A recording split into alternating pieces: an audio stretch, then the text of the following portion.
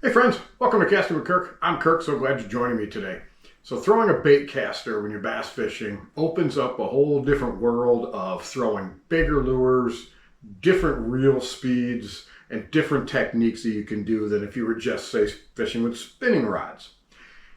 In one of our videos we talked about all the different parts to a bait cast reel. And then a second video, we talked about how to dial in and set up your bait cast reel. Now this is a video that's going to keep it simple to explain how to throw a bait cast reel. First, go out, get yourself some 12-pound monofilament. Get some of the most inexpensive stuff you can find. From experience, you're going to go through a lot of it with bird nests and having to cut off. And I would find the biggest amount that you can in a spool for the least amount of money. As for what you want to cast with when you're first learning, is you want something that's right around 3/8 ounce. You can learn with a 3/8 ounce, and then you can practice going down to a 1/4 ounce or even up to a 1/2 ounce, which is a little easier to cast, but 3/8 is a good place to start. Now you can get yourself 3/8 ounce, what are called practice plugs, or you can get yourself a 1.5 square bill.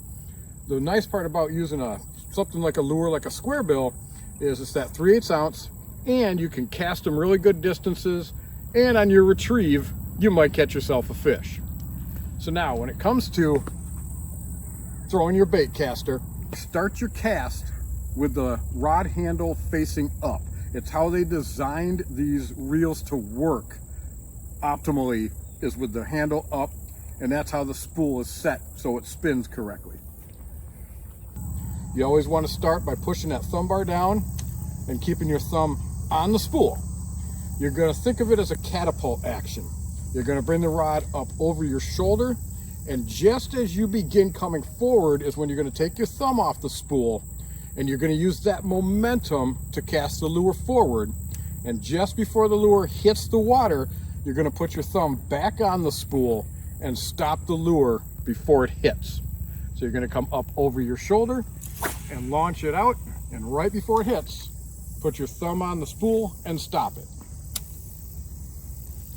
Now, one of the most important parts to learning throwing a bait caster is it takes time and it takes practice. You have to do it over and over and over to learn how to properly throw a bait caster.